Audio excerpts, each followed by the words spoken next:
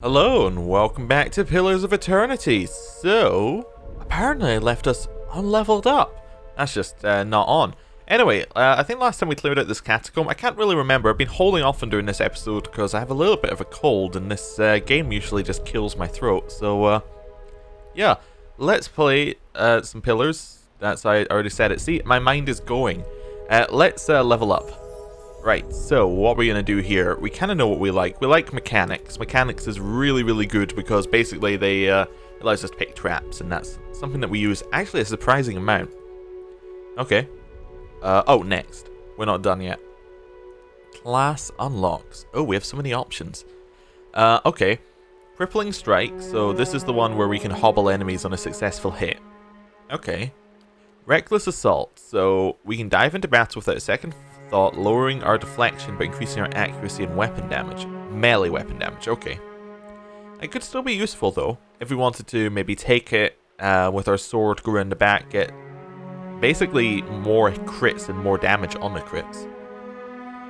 Escape is alright because it allows us to kind of just disappear for a second. Well, it allows us to have a very good chance of just running away. Finishing Blow. 2 per rest, I'm probably never going to take it.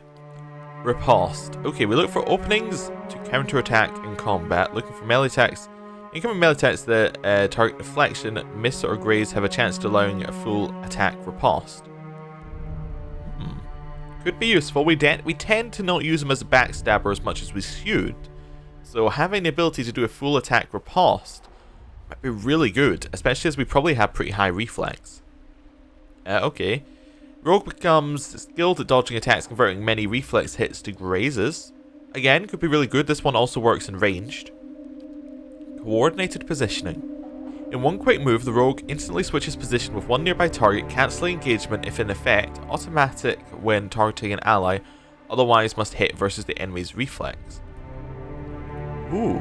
So this one allows you to swap position. It's only got a 4 meter range, but that's still reasonable. That could be used as a way to save, say, a Loth. We just coordinate position and then suddenly, like, is us attacking and not a Loth being attacked? That could be really useful in a lot of situations. Persistent Distraction. Whenever the rogue is contributing to the flank deflection on a target, the victim is also distracted. What's distracted? Lowers all the defenses by 6 and a number of engagement targets by 1. Ooh, very useful. I think Riposte is one I liked the most here, because this just allows us to get an extra attack back. But I'm not sure that that's one I want to spec into, because that basically says that we are going to be in a position where we're being attacked, which is wrong. That's playing badly. I think what we want to do is we want Persistent Distraction, because this is in a position, this is saying that we are going to be playing correctly. And that will give us more doing so. And it gives us 6 it gives them 6 defenses down, which is really, really good for us, like compared to the other one, which gave us 8 accuracy. It's kind of the same thing, except one works on everybody's attacks versus them. Now we did clear out this area, right? I don't know if we went down here actually, but we're fairly injured. I think we should head back to the inn, would be my guess, because the inn's fairly close by. We weren't going to go any further in here, were we? Because this leads us to Temple of Woduka, and we're going to try the correct way in first. Where were we in the quest? I'm sorry, I'm kind of lost. Okay. Speak to the Valian Embassy. First fires. Voice in the past. Travel to. Okay. Ah, right. Yes, we met the person who'd killed Rwanda. He claims to know where she is, but demanded a favor. We want to get the Grimoire from Mored. Alright, we can do that. You know what we should do is talk to that guy. You work for the Dukes of the Valian Republics, huh? For as long as they will allow. Must be nice always knowing who you're supposed to serve. You asked me for one and I said no. Not until you're older and more responsible. Do you remember this conversation? Gordy's eyes are fixed on the ground in front of him. Yes, sir. And yet, I find you out here, playing with a blade that clearly belongs to one of the knights. Do you see a problem? I didn't steal it, honest. I traded a secret for it. He points at you. Ask him. Is what my son says true? Yes, it is. Or do we want to add in more information? He wants to be a Crucible Knight. I thought it was a good way to get him started in the honourable profession. That's kind of a lie, I think. Yes it is. We'll just be honest. Yes it is. He's just a boy, do you understand me? What were you thinking giving him a blade like that? You stay away from him from now on. Come along, Gordy. I won't have you loitering here all day. Well, there are 5 of them, but even so, knowing who is easier than knowing how. Are you finished talking now? We can get back to that quest. I kind of like that quest came back. That was cool. I really like quests that actually have some sort of meaning in the world. I wonder if that will come back again in the future. For instance, if the father is an important character elsewhere, but he knows us to be, like, you know, if we had lied to him or threatened him, that would then do something else. I think that'd be cool. We'll need to see, though. I assume it won't, but it might. Good day to you. Yeah, we're just gonna have an inn rest. Have you ever chased a skirt wizard? Or do you merely hide behind them? Don't pawn your personal problems off on me. They will use you, cast you off when it suits them, never speak another word to you. Maybe they just don't answer to fiery whore. Okay, we're at the sanitarium. Let's go and find Mored. I think we already did it once. We found him in the bottom floor. Oh, we actually got a level up here just for coming into a new area. Well, not a new area, but an area that we advanced the quest. Cool, we can level up Edier. Edier is fairly simple. We level up survival and athletics. Which one do we want to level up now? So we already got survival up to 2nd level damage reduction. I think what we'll do is we'll level up his athletics now. There we go. Now we have a whole bunch of class unlocks for him. So weapon specialization could be useful. So this is just kind of general weapons that gives him extra damage. Armored Grace, so he can move quicker while in armor. So that's pretty good. Also lowers the lowering the recovery penalty. Okay, time that they spend between actions. Could be very useful, but not necessarily. Like, not super useful. Vigorous defense just gives them extra defenses against like 1 attack. Alright. 3 per rest. Not that interested, but I do like the 50% damage taken converted to healing over time. So if we know we're about to be hit by something pretty severe, that's kind of the same as vigorous defense, just in a different way, right? Yeah. So if we're to be attacked by attack, it just means we take 50% less damage, except it's 3 per rest once per encounter, and this one only does 20. This one adds 20 defenses, which might even be more. Okay. Confident aim. So it converts grazes to hits and it increases the minimum damage. Now that's really useful because he isn't that accurate. So if we get a lot of grazes, like if say 50% of his attacks are grazes, this means that they are now they do full damage, and the minimum damage of his weapon is higher. So this is actually a huge damage increase. Disciplined Barrage. Now I feel like this one's more for a warrior that's focusing on accuracy, or focusing on damage, because there appear to be 2 different ways of playing a warrior here. There's a whole bunch of weapon specializations that give extra damage, and then there's Confident Aim that gives you, the extra grazes into hits. Disciplined Barrage gives you accuracy. I feel there's a way of playing warriors where you really get consistent hits in, and you're doing a ton of damage with each hit. But that's not what we're using Edier for. Edier is a tank. Clear Out. So 2 per rest, it does some crushing damage and some prone damage. Not interested. 2 per encounter. Pulls an enemy into melee range. Ooh, okay. Range is 5. That's not bad. That's that's definitely a very good way of controlling where the battlefield is. Overbearing Guard. So passive, like it.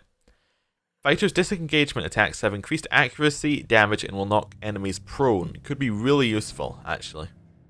Fearless. Immunity to frightened and terrified. I'm afraid that, as much as all the other options, an Overbearing Guard could be really good. Fearless is just 1,000 times better. There we go. Done. Never having him run away. That's so useful. That's just a next level of usefulness. So we just want to talk to Mo. I think we want to talk to Morid first. We don't want to just steal his Grimoire. Yeah, we just want to see what he has to say. Maybe there's another way to do this quest. As Bill said. Is this more red? Yeah, a little more red. Good day to you. Yes? Does the name Helig mean anything to you? Helig. He was, a colleague of mine. He was primarily a necromancer, but he was involved in animancy too. He worked at the sanitarium for several years. I dare say everyone here has heard of him. He left his post recently. I believe he was seeking new opportunities in the Valian Republics. He leans forward. The advances they're making in animancy really are quite remarkable. Surely you've heard. Perhaps you haven't. Do you know a woman named Rowena? No, I don't get out of the sanitarium much. About Helig. As I said, he no longer works here. Well, I've heard differently. Just what are you insinuating? If this is your idea of a joke, I assure you it's in very poor taste. We can say we insinuate nothing. Subtlety isn't our style. Okay. Helig wasn't joking, neither am I. So you didn't sink a blade into his chest and dump him into the catacombs. He'll be relieved to hear that. I think that's kind of our style. So you didn't sink a blade into his chest and dump him into the catacombs. He'll be relieved to hear that. How could... Oh, very well, yes, I killed him. I killed the beast because nobody else had the spine for it. He was a madman, years of perverse experiments, twisting healthy souls, torturing damaged souls, and for what? He flayed the essence from Glenfathan ingredients for his amusement. Indigence? Indigence, probably? Sorry. Anyway, if the public had known half of his deeds, they'd have razed his place to the ground. He jabs a finger on the desk. He used the sanitarium to disguise his own sick proclivities. He brought shame on all of us, and they put the entire discipline at risk. I regret nothing. Anyway, now you know the whole grisly story. Yeah. So Helig's soul returned to his corpse through sinister magic. He wants revenge. No doubt. But now you understand why I killed him. Why someone had to. If he sent you, I can only hope I can convince you to return and slay him once and for all. He has something I need. Yes. He does. You'd consider a deal with that monster. He puts his head on his hands. What if I told you... if what I've told you hasn't swayed you, I doubt anything will. I must return to my work. I wish you well. Oh. Hey. Oh, I think it kind of did sway us. Let's go back. Let's go back. We'll go and kill him, I think. Right. So he was round the back here, wasn't he? Yeah.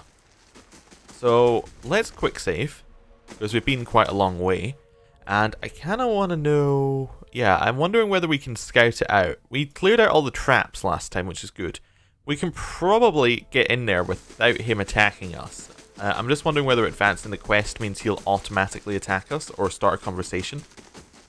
It's a possibility, but I don't think that's the way the game will play it. Okay. Question is, do we want a conversation with him first? I think we have to, actually. Can we attack? I don't think we can attack. Yeah. Oh, we could choose... We could go A and then attack him. Okay. That is an option. Let's think about it. Let's get everyone set up in the room and we'll talk to him. I think that seems like the only correct way to do it. So we'll move you over here. Twist you round. Wolf is going to be next to this one because that's the one that we're going to attack with the wolf. Hey. Edier needs to stand right next to the wizard. I'm ready. Pelagina can go stand next to maybe that one. Durant is going to stand If here. it makes you rest easier. Loth is going to stand here as well. Kind of here. Ready when you are. Guess that means that we have to be in melee range of the other one. Not a problem. There we go. Hey. Right. We're going to quick save. And we're going to fight. Did you find my grimoire? Modred told me about your experiments. I can't let your research continue. Helig lets out a bubbling hiss of frustration. You sound just like him.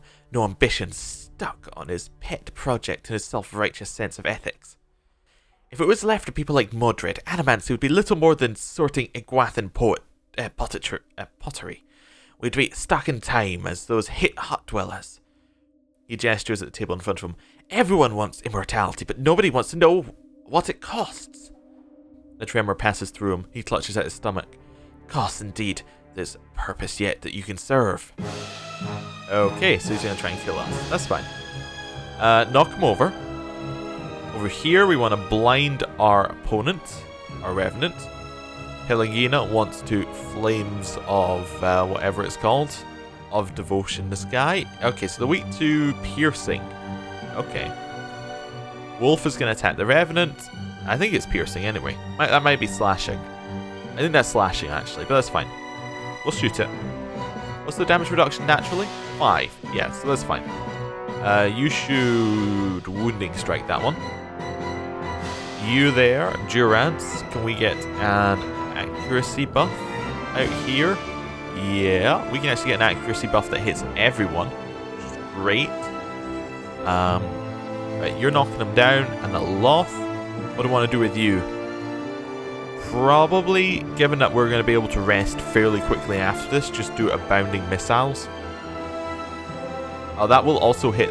That will also hit Edier. Okay. Well, we'll just do the. Ready when you are. That's fine. Oh, it's almost dead. We can actually hit it with that again, and he's dead. Okay. Yeah? This maybe wasn't as tough a fight as I thought it might be. Okay, Durant, can we get your heal out here? There we go. All of you guys going to attack that Revenant. That's it! Yep, there we go. That was actually super easy. Like, that wasn't even a challenge. Kind of easy. Okay. What did we get? We got a Fine Scepter, which I guess will go to a Loth if he wants it. We got a Grimoire. Ooh, which contains all sorts of fun spells, which will go to a Loth. We got Fine Robe, which will go to our stash. Okay, I guess we'll just pick that up separately. And then the Soulware Amulet. As you hold the gem, you think you hear a woman's voice. Ooh, cool. We'll move that on to Edier for just now. Oh, okay, there we go. A soul prowls within the bloodstone, like a caged stelaga. It's filled with a fierce, restless energy. Who are you? You see an image in your mind of a woman in heavy leather armor bearing twin daggers. Next to her is a man, young and handsome, who calls her Rowena. The vision shifts to a windswept plain next to a lake. 50 men and women in matching leather lay dead, their bodies contorted and deformed by some sinister sorcery. Rowena falls among them, her body collapsing next to the young man you saw earlier. She's too weak to speak, but the name Dalton appears in your mind. A lone figure strides across the battlefield, barely bothering to step over the corpses.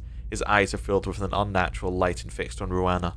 He reaches out for her, and what little life remained in her body departs. When he takes the amulet from around her neck, you feel her anguished soul trapped within it. With a final contemptuous glance at the fallen Dalton, the man departs. Dalton sent me to find you. The soul pulses with warmth. It fills your mind with memories of a young man who's both bold and generous. But fury and despair gnaw those images away until all you can feel are cold crimson walls pressing against you and something loathsome feeding off you as the years fade into decades. What do you want? You see an image of the amulet shattering and the soul inside rising and dissipating among the stars. Okay. Very well. We got a choice. Can we destroy the amulet? Wait, did we pick it up? We definitely did pick the amulet up, right? Or is it a quest item? It's probably a quest item. It's a quest item. And we can't destroy it there. Okay. So presumably we'll destroy it in the dialogue with Dalton. That's fine. Will, Dalton? Yeah, Dalton I think it is. Anyway, so that was interesting. We didn't pick up anything. Oh, we picked up the scepter. We should actually probably check that before we move on. Gwathan Scepter versus Fine Scepter. Both seem to be similar in every way except that this one also has properties of speed. Okay. So not worth it. It's weird. You get a lot of equipment in this game that's worse than what they get by default, but I believe it's because you can play as any class, so you might not have that equipment, even though they do. Also, they might not be in your party as well. Things like that. In which case, why would you need the equipment? I'm talking rubbish. Anyway, yes, you might get it. Anyway, let's go up. I'm now realizing I have no idea where Dalton is. Is he over here? Yeah, he was. Hello. Hello. Did you find her? Yes, but not as you expected. Or we can say, I'm sorry, Dalton, Rowana is gone, it was just a dream. We'll tell him about the amulet, but not as you expected. The old man studies the amulet. Rowana used to wear this. Where did you get it?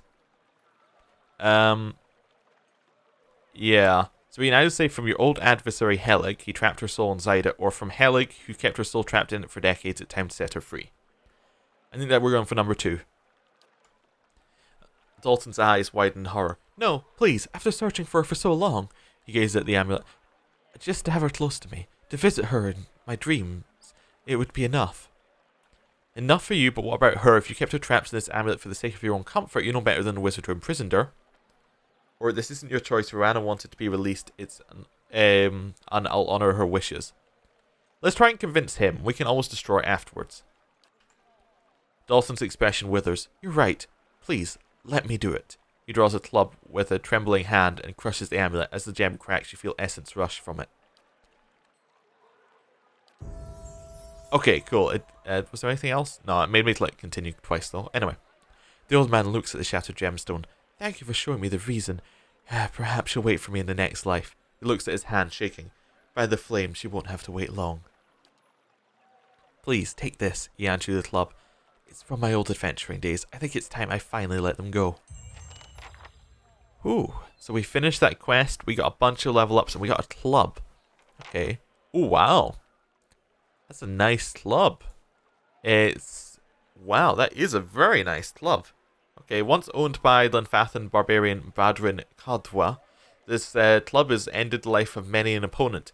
Badrin was known to rush headlong into every battle, swing the club over his head, shouting, Dial Ebwan Diabeta! Vengeance just, merciless. Even in victory, Badrin was relentless, using the club to dispatch wounded or captive foes where they lay. In time, his battle cry came to be associated with the weapon itself, remembered long after Badwin's death. Now, here's the thing. Can we use clubs? Like us? I mean, we can use them, but weapon focus knight. I don't think it's going to let us use clubs. No, it will not. Okay. So, what about Edier? He could use a club. Like, I mean, he is currently using Gwawin's Share, which actually is, that's actually fine. Like, that's much better than what this club does for him, I think. Yeah, okay. I mean, let's have a look. Yeah, they do the same damage, but this one has different things. What about... Is it two-handed? It is one-handed, so it wouldn't work for Pelagina. What about for Sagini? Because she uses hatchets, but is it in the same one as hatchets? Weapon focus peasant. Ooh, it might. Hatchet, spear, quarterstaff, no clubs. Ah, oh well. Okay. Who else could it be used for? I guess we don't have a person who can use it yet. I mean, it could be used for Aloth, but it really doesn't fit him a lot. So, yeah, I guess we'll just keep it for just now. Anyway, cool. Right, so we need to level up these 3 people. Aloth. Would want to put it into lore. Don't have any extra points to spend, so I think we just go next level. Level 4 spells. Cool. So, Confusion. This one is one that gives, I think it's AoE Confusion. Yep, fairly straightforward. Dimensional Shift. So, switches locations of the caster and one ally, leaving a shockwave between them that stuns all in the line of fire. Sounds like it could be useful, but very situational. Essential Phantom. Creates a double of the caster, causing shock damage to enemies hit by it. Okay, maybe. Flame Shield. Engulfs the caster in flame, increasing their freeze damage reduction, causing burn damage to anyone who attacks them with a melee attack. This sounds like it's for a different version of a wizard, like maybe one that goes into melee, wears strong armor, has a whole bunch of defensive spells and things like that. I think you could build a wizard like that, but it's not us. Iron Skin. So, raises damage reduction by 8 until hit or critically hit. Okay. Concussive missiles fires 5 missiles of pure force, doing crushing damage to all to foes close to impact. That's really good, actually. Yeah. That could be one that we take. Like, it does a lot of damage, right? It's about 100 damage. That's reasonable. Minor Arcane Reflection. Creates a field of arcane energy around the caster, causing hostile targeted spells up to the 3rd level to be reflected back. For a total of 10 spell levels. Wait, for a total of 10 spell... Oh, so if they cast 3 level 3 spells and then 1 level 1 spell. Okay. That could be cool. Very situational, though. Minor Grimoire Imprint gives the caster access to up to 3 free 3rd level or lower level spells from the target's wizard, druid, or priest spell list. From the target spell list. Ooh. The wizard can subsequently cast those spells a limited number of times for the duration. Okay, for 21 seconds. That's probably like 2 casts, maybe. 3 casts? Yeah, something like that. Interesting. Not amazing, but interesting. Wall of Flame. Creates a wall of flame. Yeah. Could be useful. Pool of Eora. Pulls all enemies towards it each time it pulses. Okay. Ooh. That could be neat. And Writhing Tentacles. Summons 3 tentacles that cannot move but inflict crushing crow damage to and the struck affliction. They're rooted, okay. To anyone they hit. Okay. I think what we're thinking here is we're going to take the concussive missiles because that's just free damage. That's like something that's very easy. I like the imprint, it sounds fun, but I think like Wall of Flame or Pool of Eora is going to be better. By far. Dimensional Shift is also very useful for kind of jumping around the battlefield. Confusion is also very useful. Tentacles sounds useful as well, though. They don't sound... None of them sound awful. But, I think Wall of Flame could be neat. In terms of how we could use it. Yeah, I'm going to take Confusion, though. I think Confusion sounds like it gives us a little bit more status effects, which generally aren't bad. There we go. Right, Sagini. What are we going to give you? Survival, you've got a 9 already. Which means that you are... Through this once, up to bonus movement, we can get you accuracy bonus against creature type level 2. That's really good. We'll get that. I don't really think we need to put 1 point in athletics, that way that she gets second wind as a spell. But apart from that, that's about it. Yep. Okay, and then class unlock. So Swift Aim. This one gives her attack speed, reload speed, but lowers accuracy. Yeah, not that into it. Defensive Bond. So that one gives defense against AoE attacks for the animal companion and for herself. Okay. Marked Prey. Once per encounter can mark someone and we do 20% damage against them. Okay. 50% damage against targets afflicted by damage over time for herself. Yeah. That can be really good because we have a lot of damage over time. And she can do it herself. Driving Flight. This one means that arrows can hit another target behind for less damage. It doesn't say how much less, but I like the idea. Okay. Takedown. Twice per encounter, the animal companion can make the target go prone. Ooh. Okay. Cool. Arrow Sense. Deflection against ranged attacks. Not that useful. Heal Companion could be very useful, but Driving Flight is the one I'm going to take. Because it sounds awesome. Like, it just gives her AoE for nothing. Basically, it has no downside, gives her AoE. Durance. Lore is really where we've been going with him. And then maybe Survival? Yeah. That works. And we'll keep going. I think that seems like the right option for him. Although we could put it into Athletics instead, give him more second wind.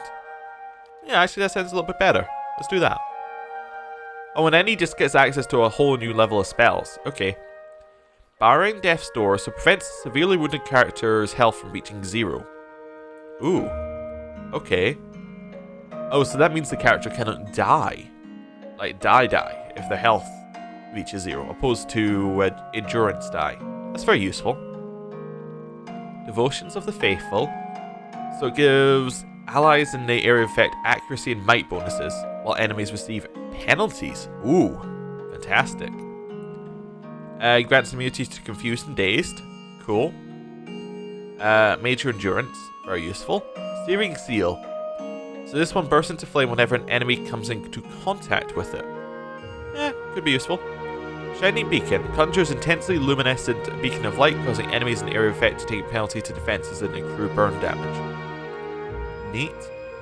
Triumph of the Crusaders imparts to allies the fervor of righteousness in battle. When any ally in the area of effect delivers a killing blow, she gains endurance. Could be useful against like small mobs. Like if we get if we're attacked by like just swarms, that could be useful. Lately against minor afflictions. So grants a single ally immunity to all those. Great. Okay, I like Durance's spells. And that's us. Now, she must be close as well to leveling up, right? Pelagina. Oh, she's within like 200 of leveling up. Let's decide where we want to go next. We got a lot of different options. So let's see. So we just finished A Voice from the Past. So we can go Fragments of a Scattered Faith, so where we go to the Records Archive. Okay. And that's in First Fires. Trials of Durance, just continue to get to know Durance, apparently. Tide and Time, explore the endless paths with Kana Rua. I'm not sure if we're ever going to do those, actually. I was reading up on them. There's like a whole bunch of... It's like basically just an endless dungeon. We might do it, though. I'll have to read up a little bit more, see if it's kind of going to be interesting. I don't know. We might do it. We might do it enough just to get Kana's stuff done. Long Hunt. So this one, we don't really know where that is.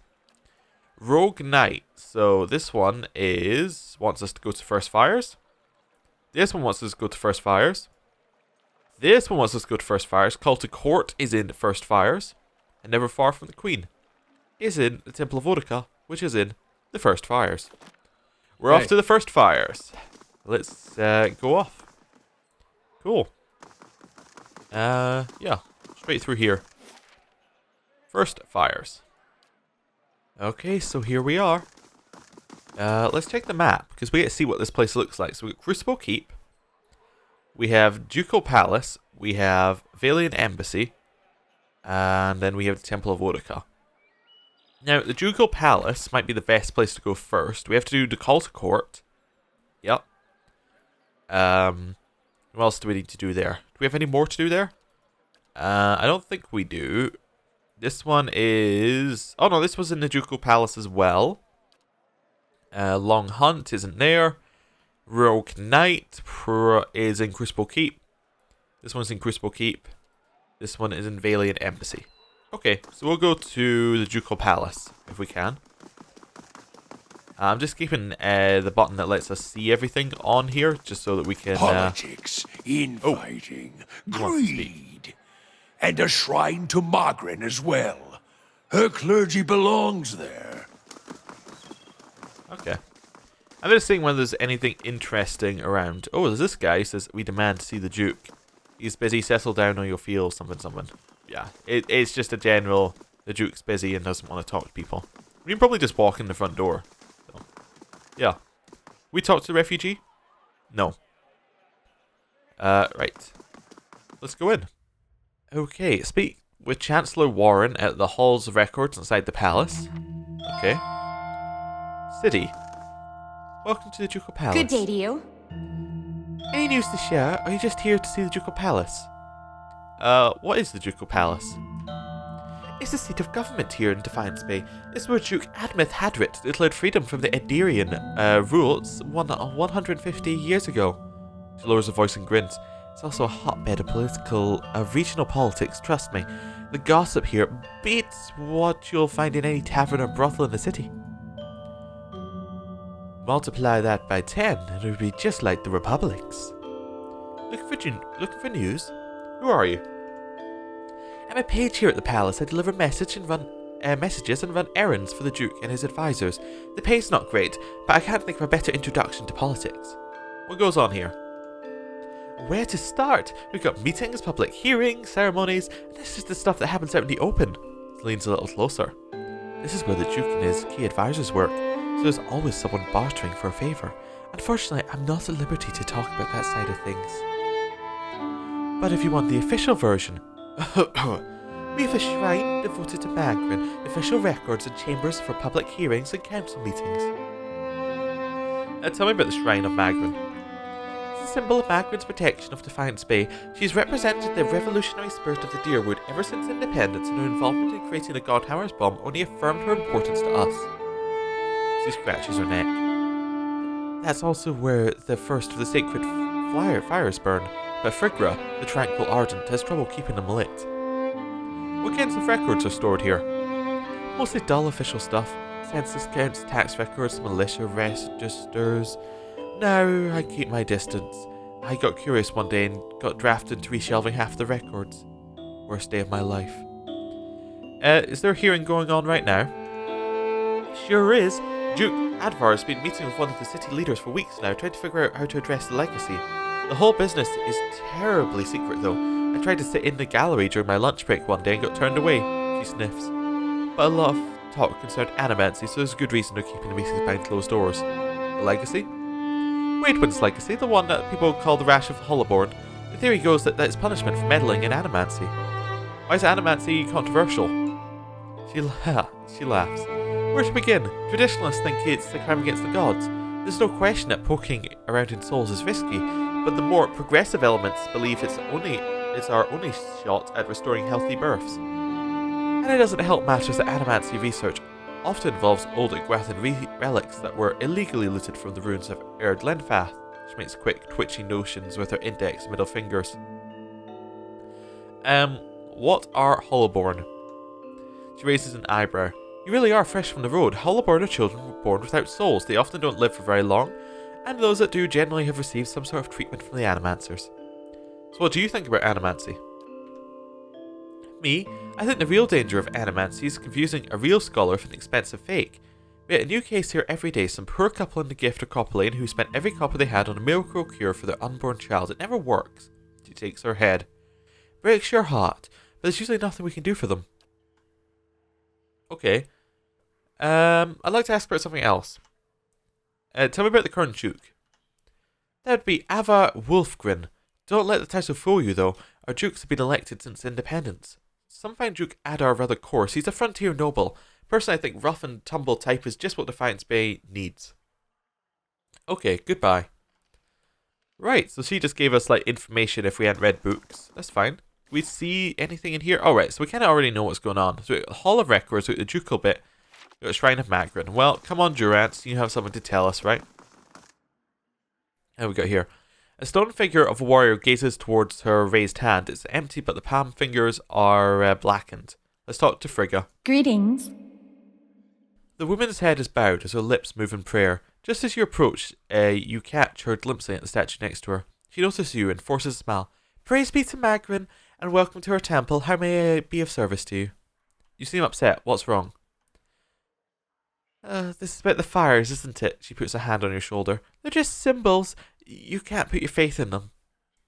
Why are you so distressed if they're only symbols? No, I just... She sighs with a hiss like a release of steam. I've kept them burning steadily for 15 years. I haven't been able to conjure them for months now. And people need to see them more than ever these days. So what does that mean? It's my devotions and prayers that keep them lit, but lately, when I try to pray, all I think about is the hollowborn all over the city. The grieving families, the refugees. How could Magrin allow us to suffer like this? What strength do we gain from a soulless child? Durance grunts with disdain. What strength do we gain from adversity, from trial and test? The fires don't wither because she lacks in faith, they wither because she does not understand how to be faithful to a whore. A whore wants neither praise nor devotion. A whore wants to be compensated for her services, and Magrin is paid and pleasured in sweat and struggle and pain. This mewling imbecile is unworthy of Magrin's womanly heat. And this is shaking your faith. She nods, running a hand down through her hair. I believe Magrin may be speaking to me again. She frowns and casts a quick glance in your direction. You don't seem like the type who has much use for the mysteries of the faith. I can't think of any other way to explain this. Lately I've been seeing visions, a place in the wilderness with pools filled with sunburst colour, strange falls that seem to rise to the heavens even when they splash to the earth. She raises her hands as if framing an image of her vision, and behind the falls is a cave filled with fire and heat and danger, and some token of my goddess. I know there's something there, but where it is or how I'd get there, she shakes her head. I've been meaning to ask around the expedition hall to see if anyone recognises the description. To be honest, though, I don't know what I'd do if I found the place. Worthless, like so many of Magrin's flock, afraid of our god's tests, and Magrin speaks to her it is to hasten the end to a hypocrite's life, and this vision is surely a death trap for the weak. Can you tell me about the temple? Magrin is the most revered goddess among us Dyrwoodians. It's no surprise her temple is part of the Ducal Palace. Her fire symbolises trials, revolutions, and the blazing of new paths, all of which are important to us. This is the first of the sacred pyres. When this is lit, so are the rest around the city. Something else? What's the significance of the sacred pyres? They symbolise Magrin's power and guidance, and right now the people of Defiance Bay need to be assured of her presence. She crosses her arms, staring at the statue. Our neighbours in the Valian Republic see us as superstitious, but we're just sensitive to the signs and warnings of the gods. Okay, new quest. Interesting. Let's go do Edier's quest. Ooh, is that stealing? Okay, never mind. Let's keep going. We allowed in here? Seem to be. So we have Chancellor Warren, Marshal Forwin, and then some books that we could steal, and a records keeper. Let's go up to Chancellor Warren first. Thank you for coming, Palxa. I've been trying to track you down for some time. This is Marshal Forwin, Earl Badwin's military advisor, who will serve as witness for its proceeding. Oh, this is the trial. Okay. He gestures at the man next to him. Well met, Road Warden. Your reputation precedes you. I admit you've created a bit of a stir throughout the nobility with your reclamation of Caed Nua. Most are still not sure what to think of you. What's this about? The legitimacy of your claim to Caed Nua is in question. Earl Baedmar has issued a ruling on the matter. Yeah. Caed Nua was abandoned for over a century, and I've claimed the land for my strength of arms. My claim is legitimate. If there was no other claimant, you would be correct. Unfortunately, this is not the case. All will be made clear once Lord Gathbin arrives. Do you have any questions for me while we wait? Tell me about Earl Baedmar. Earl Baedmar comes from a esteemed line of lords that rose to prominence after the War of Defiance some 150 years ago. The Dyrwood consists of 7 earldoms. The Baedmars govern the northern earldom known as the Grasp. As to the current Baedmar, he's as fine a man as I know. It is an honour to serve him. Tell me about the Grasp. The Grasp is now the largest of the 7 earldoms after it consumed the pre-war earldom of Yenwood. It encompasses the noble settlements as New Haemar, Herodin's Grasp, Gilded Vale, and of course Caed Nua. Yenwood? When the Dyrwood was merely a colony of Adir, it was divided into 9 earldoms. When the Adirians were defeated and ultimately driven out, 2 of the earldoms were absorbed and borders were adjusted. The Yenwood is one such earldom. I have other questions. Of course. What do you know of Gathbin? Well, I've met him but once. It was an ample time to determine the character of Lord Arlen Gathbin, or lack thereof. He's descended from an old Adirian line that predates the War of Defiance. His great-grandfather, Rana Gathbin, was Earl of Yenwood during the war. That is, until he was stripped of his lands and driven from the Dyrwood. I have other questions. Sorry, the raspy voice isn't entirely something I'm putting on here. Do you know of which way Earl Baedmar has ruled? Do you know which way Earl Baedmar has ruled? Oh, so he's already ruled on this? Okay. I'm sorry, my lord, I do not. The Earl's decree is sealed. Alright. What was that about Road Warden? The one who rules... The one who rules Caed Nua on behalf of the Earl of Yanwood is traditionally known as Road Warden. Your position might not be entirely official yet, but the title is an appropriate form of address. The Marshal nods and smiles. So he's on our side. Got it. I don't have any more questions. Your timing is impeccable. Here comes Lord Gathbin now.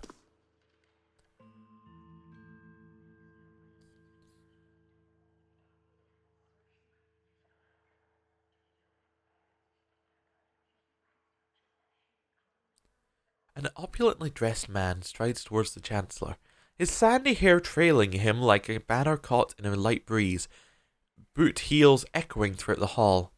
An elven woman with cropped hair dressed in dark, glinting mail shadows his steps before taking position alongside him.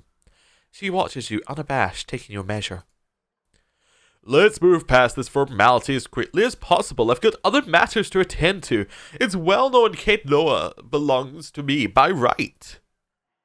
And where is this pretender? He who murdered the Redricks, my own sister and her husband, and now steals my land. Where is this low-born wretch?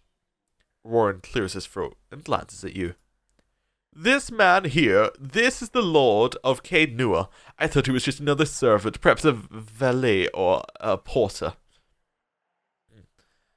Oh, I like that. Everyone who owns their own keep, raise a hand. Go on, don't be shy. Imbecile, I hope you've enjoyed your time squatting on my land. Provoke me further, and I'll hang you from the highest wall of Caed Nua when our business is finished. Chancellor, read the Earl's decree. Warren breaks the seal on the scroll and unfurls it. Regarding the matter of the Gathbin claim on Caed Nua, Earl Bainmar finds that Gathbin claim was never relinquished by law. Caed Nua is the rightful property of the Gathbin family. I knew it! Gathbin smirks at you triumphantly. I'm not finished reading, my lord. Gathbin rolls his eyes and motions for the Chancellor to continue.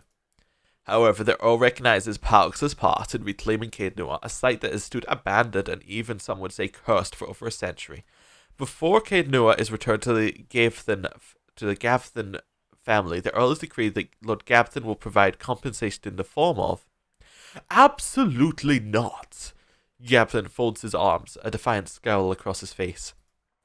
My lord? Warren raises an eyebrow.